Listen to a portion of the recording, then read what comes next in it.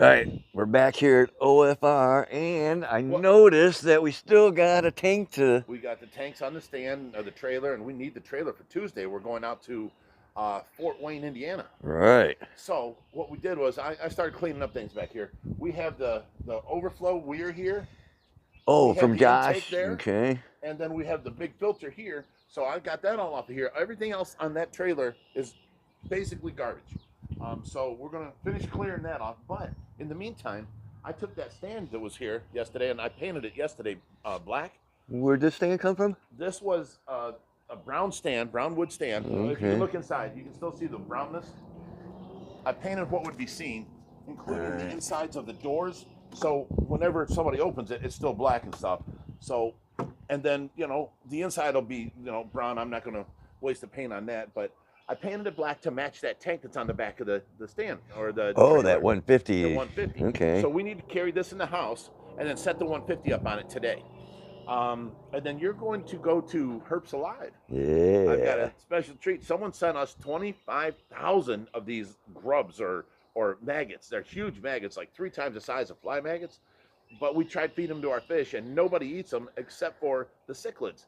But the problem is they have their bedding, their gut fill of their bedding that they're in, and the cichlids eat them, tear them up, and then it makes a mess in my tank. It's not a clean food for us to feed.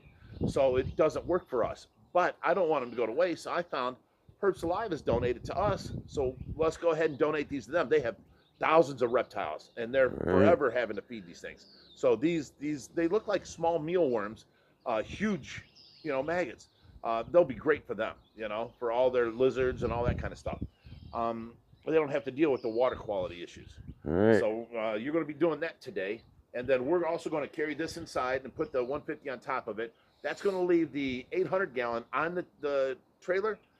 Josh has got people coming over Saturday. So Saturday we're going to move that off the trailer, and then we're going to go ahead and start dismantling it so we can get the front panel and the back panel separated to use it for a 16 to 20 foot wide wood build tank, 40 inches tall of glass. We can make the tank, you know, 4 foot tall, and that'll be, geez, depending on how deep we go, it could be anywhere from 3,000 to 10,000 gallons, you know, depending on where we can put it in our place. Right. So we've got a lot of planning and stuff to do with that, and, you know, figuring out, and you know how we do. We play tank testers, you know.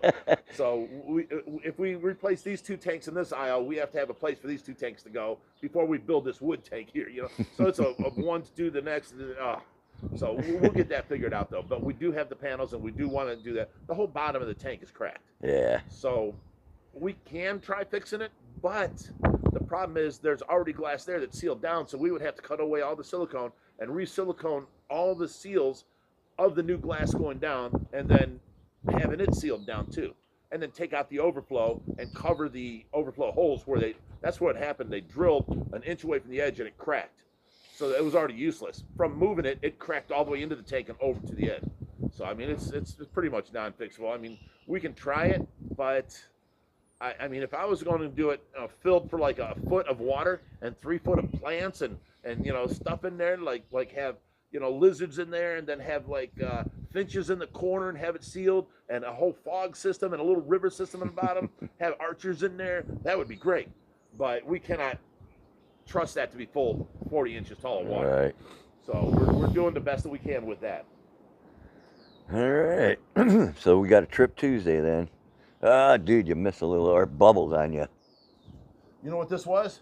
Yeah. This is somebody had waxed it or used for furniture polish on the wood, so the paint didn't stick to it. So you have to put your first coat on before you can put your second coat on to cover that. Yeah, I just noticed it. Yeah. All right, so we're gonna get them. Well, not mealworms, but not grubs. Maggots. Maggots. Yeah. What do you say? They're big black biting fly maggots. Like horsefly maggots. Yeah, horsefly. They're huge. Yeah, they're 4 times the size of a regular fly maggot. Right. So I mean, they're big and thick around. Herps Alive, that's what it's called? Herps Alive is Herps the Alive. other 501c3. They donated all their extra fish tank stuff to us. Right. They gave it. They filled up that whole section in the room there over there for her. Yeah. Right. Cool. We'll donate back, and then we'll get a tour of their place and see what kind of lizards and things they got. Stay tuned to watch that. All right. Okay. made it to Herps alive, and it's over in South Euclid. When I was a kid, I became one of the first male waiters at the first IHOP, and it was in here, South Euclid, where I met my first wife, believe it or not. Talk about old stories. All right, hold on, and I'm going to see who I got to meet here. All right, we're here with Keith, and we just gave him, well, like, I don't know, a whole bunch, minus 100 or so. Scientific term, a whole bunch. Yeah. And with a little luck, he's going to give us a little bit of a tour here, people. Put these guys down. Okay. Never been here. Quite interesting. And thank you for your donation. No problem. We got to work together. Right. Rescue is rescue. Yes, it is. So, can we turn that music on? I'm not, because no otherwise I can get monetized. Awesome. Yeah, so we take in more aquatic turtles than anything else. Okay. There's just a huge demand. People don't realize how long they live and how big they get and how messy they are. So that's an issue. So we got a lot of those. We also get a lot of bearded dragons. Bearded dragon is probably the most popular pet lizard.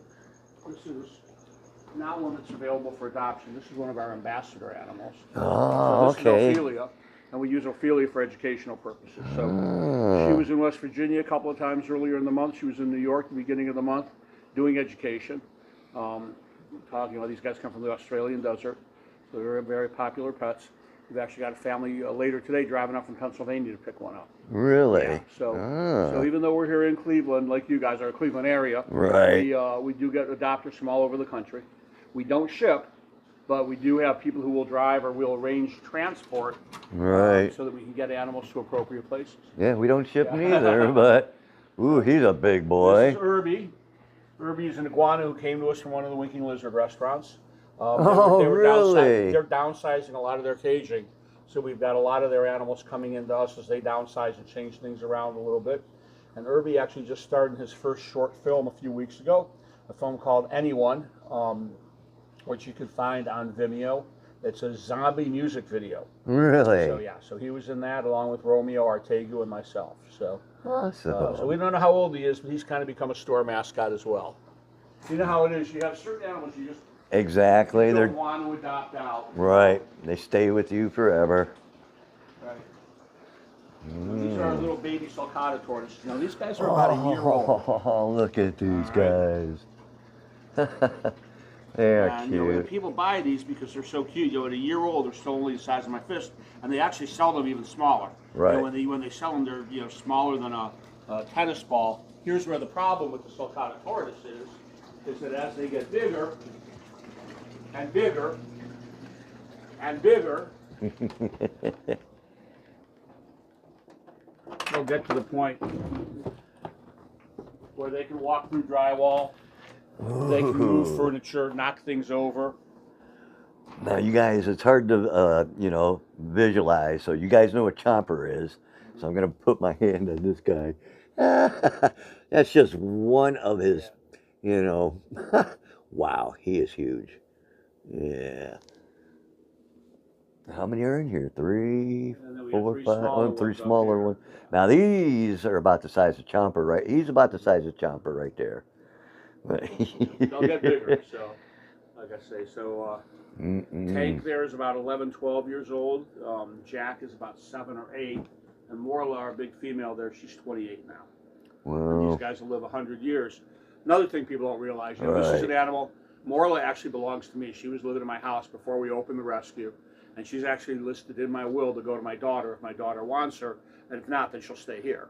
But, obviously assuming that my daughter has proper facilities and so on. Which is questionable. She may be living in a condo, and it may not be. You're not going to put an animal like this in a condo because it's going to destroy that spare bedroom. Oh yeah. Right. Wow. I suppose would sheetrock work, or would they tear that up? Sheetrock will hold them. Will it? Okay, yeah. I was wondering. The drywall won't. And we're eventually going to be doing some. We just bought our building. Oh really? So eventually, we'll be knocking a hole in that room, building a ramp down to that fenced enclosure outside. It'll be an enclosed ramp, but they'll be able to come and go as they please. So this is our small animal room. It's pretty empty right now, but we do have a few leopard geckos in here at the current time. Leopard geckos are nice, look at him. Nice smaller lizards, make great pets. They're bug eaters. That's full grown. Oh, really? That's full grown right there, then. So they do well in a small aquarium for an apartment dweller. You can keep one of these guys in a 15-gallon or 20-gallon aquarium or something of that nature with no problem. Well, it's always nice to have your quarantine and your tank sort of empty, Yeah. you know? I know we're always happy when it is. We're actually going to be expanding our actual quarantine area because it's just too small for my vets to work in. Yeah. We have 3 vets who volunteer with us. Oh, really? So we have a vet in here pretty much every week. And then we need to replace there. And then we have vet techs in on the days. Ooh, what kind? Is this a snapper down here? There's a snapper down there, but these are small ones. You're going to get a snapper, you got to get this guy.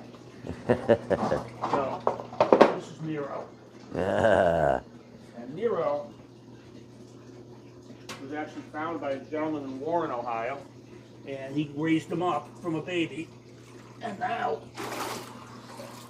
he's 45 pounds, a little bit over 40 years old.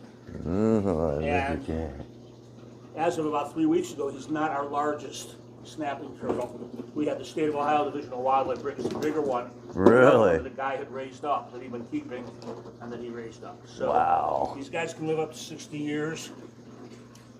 They eat a surprising amount of fruit and vegetables. He loves apples. Really? Yeah. Oh, he's not a happy camper. He likes his rodents and his meat too, but yeah, he'll eat apples, pieces of watermelon, cantaloupe. We did a project for the sewer district a few years back, and we found that the best thing to bait the traps with was cantaloupe. Really? Yeah, because the cantaloupe had a bright color and it attracted them. So. Nice and sweet. Yeah. So we've got South Wall is our primary snake wall.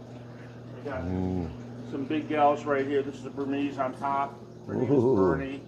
And then Rainbow is a reticulated python down there. Bernie is not available. The retic is. Wow. Of course, we have. Now, do you actually just rehome, or do you actually sell them? Then We rehome, but we do charge a fee. Okay. Because again, you have people selling these things on the market, and there's such a market for them that we have to charge a fee to keep people from flipping on Craigslist. Right. That's what I was wondering. This is a snake that online sells for around $1,500 to $2,000. Right. So we have a $1,000 adoption fee on her. That sounds like a lot of money, and it is, for you or me. Right. But it's enough that nobody's going to come in here thinking, I'm just going to flip this thing over to somebody and sell it. And that's really a problem that we have. I don't know how it works for you guys with the fish. Those people are getting rid of big fish, and I'm guessing there's probably more supply than there is demand.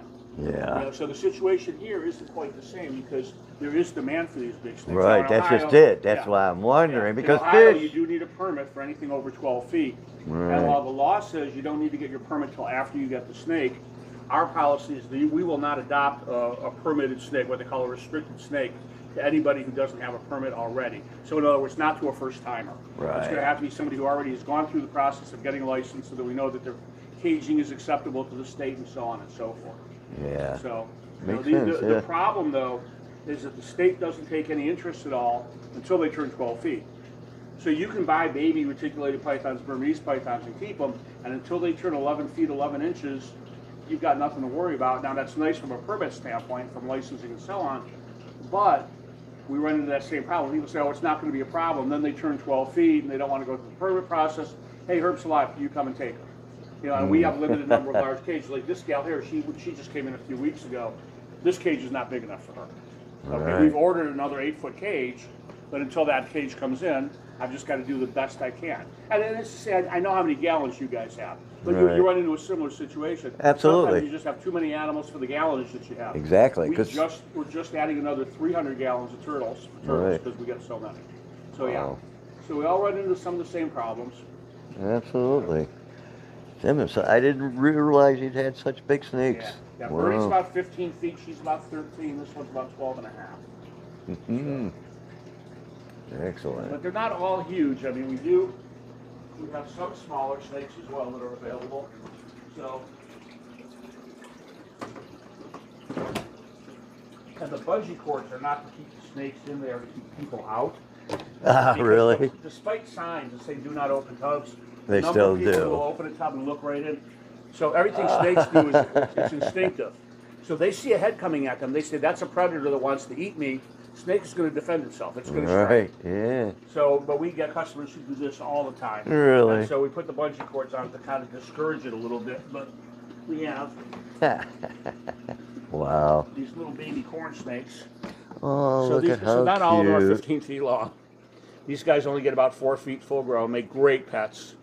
And great starter snakes. They're easy They're to care beautiful for, too. They're very colorful. I love them. Yeah. So yeah, that's awesome. And a boa constrictor in yeah, a here. little boa constrictor. Very young guy, only about 2 years old.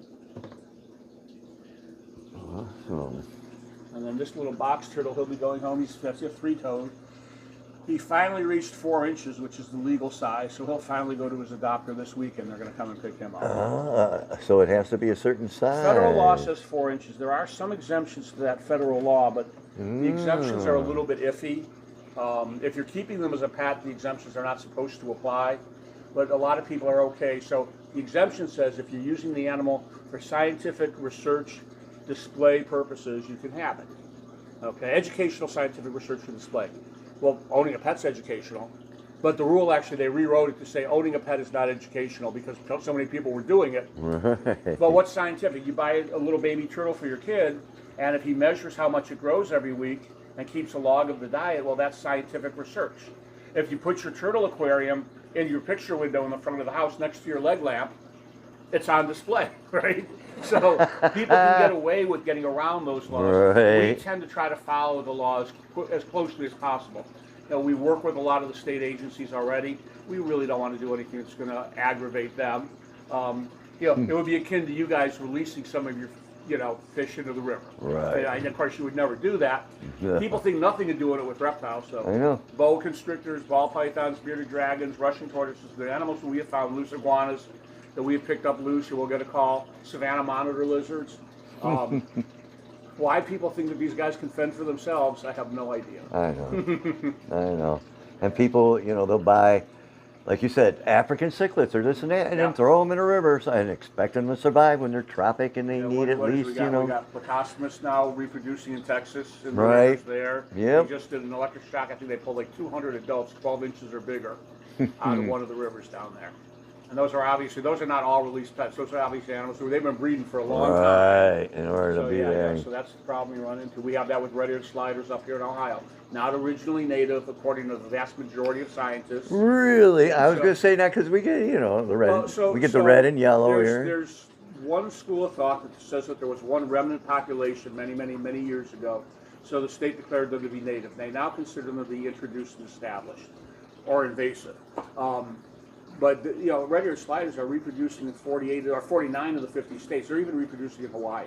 And I guarantee you they didn't swim the Pacific Ocean to get there. So the only place we don't have red-ears reproducing is Alaska.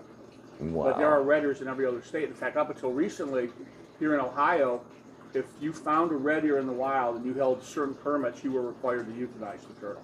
Really? Now they've changed the rule on that now because it conflicted with some of their other rules. But that's still the policy of a lot of the park districts. You know, the metro parks and so on. If they find a red ear, they will euthanize it because they can outcompete our native turtles. And it's just not, it's, you know, a red ear gets twice the size of a painted turtle, twice the size of a map turtle, so it's going to be able to eat that much more aggressively, feed that much more aggressively, breed that much more aggressively. Red ears can actually lay 2 clutches of eggs in a year. Our painteds and our maps only lay 1. So and where are they originally from then? They're basically from the Mississippi River drainage, so they do get as far north as the southern tip of Indiana, southern Illinois. So there's some argument that they had at one point many years ago made their way up the Ohio River to a lake in central Ohio. But they would have had to covered about 120 miles from the Ohio River to that lake to really get there. So again, the validity of the science doesn't matter. They're here, Right. you know. And just like we talk about the Burmese pythons in Florida, the numbers that they talk about are highly exaggerated, but if there's one Burmese python in Florida, it's one more than it's supposed to be. Well, if there's one red-eared slider in Ohio, it's one more than there's supposed to be. Yeah. Awesome. Wow. All right. Well, anything else to show us? That's pretty much, those are the goodies. Okay. So. But yeah, all right. So you guys, you see what it's like. Oh, you do sell some equipment, We do though. sell some equipment. Yeah, we get donated equipment that we double check to make sure it's working properly. And then we sell some new light bulbs and things, some lines that aren't available from the pet stores. Right. So we sell the Arcadia line, which none of the pet stores are selling. Recently, PetSmart started selling some of their products. Did they? And we think that they're the top of the line when it comes to heating and fluorescent UVB light. Yeah, because So, you guys brought us quite a bit of supplies. We yeah, appreciate yeah, it. we got so many. I mean, we keep some of the aquarium filters in here for the turtles, but at times we just get so much of it. You know, and Right. then and of course, as you know, the other thing, filters fail. You know, and if you can cannibalize and pull an impeller out of one and Right. put it into a different one, Yep. you know, that works. And if they're sitting on our shelf doing nothing, you know, and it just makes sense for us to work together. Yeah, it does. You know, Yeah, it just like does. we work with the Animal Protective League, we work with Summit Humane, Lake Humane, those kind of organizations. I don't even know how many, because when he told me where I was going, I'm like, is that Holly? That was at the, because there was they did a drug raid at a house. We went, we did the rescue and got the fish. They got a lot of the animals. They had 2 alligators. I said, was that them? Or no, that was Humane Society. Yeah. I'm like, there's, Oh, we yeah, work, so, you know, yeah, the we Humane- all work together, yeah, you but we know. work together. You know, the Humane Societies, they're not set up to do fish or to do snakes. You know, Right. and you know, the parallel, I'll tell everybody, you know, taking care of a Chihuahua, taking care of a Great Dane, other than the fact that the Great Dane needs more food and more space, it's pretty much the same. Right. Taking care of a Siamese cat and a Himalayan cat, the Himalayan needs more grooming, but the care is basically the same. Right. Well, you take fish from the same family, you know, angelfish are cichlids, frontosa are cichlids. The care is incredibly different, the water requirements and so on. So they're Right. just not set up for that. We have the same thing, boa constrictors. You get the rubber boa, which lives in Canada, montane areas of Canada and Montana and Wyoming, and then you get the true boa constrictor that people think of when you say boa constrictor. They're a rainforest animal. So you get an animal that lives in an area where it freezes in the winter, and another one who's a jungle animal. So they just don't have the facilities to care for them, and that's where folks like you guys and us come in. All right. Well, I'm glad we No work problem. together, You and I got hope it. you can use those. No, It we'll- looks we'll- like you can. Yeah, we go through. We have a few there that somebody else donated to us, and we go through them pretty regularly. Yeah. Awesome. So All right. appreciate Well, it. thank you All very right, much no for the problem. tour. You We got it. Thanks appreciate for it. coming You have in. a great day. All right, take care. All right. That was an awesome little day today. Hooking up with Keith there at Herps Alive. It was awesome. Obviously, like us, we don't have a lot in quarantine right now. And they didn't either, but they did have some beautiful snakes and animals, and you heard everything. I learned a lot. Sorry about Barnaby. We gotta let him out here. He's demanding to be let out. But it was awesome. We did have a couple come by and drop off some fish too, and I gave them a tour. I'll show that next because this was obviously a little longer, you know. But it was great. It was awesome. But in the meantime, you guys stay fishy, my friends. Hit that like, subscribe, and share, and we'll go deeper with the Reaper.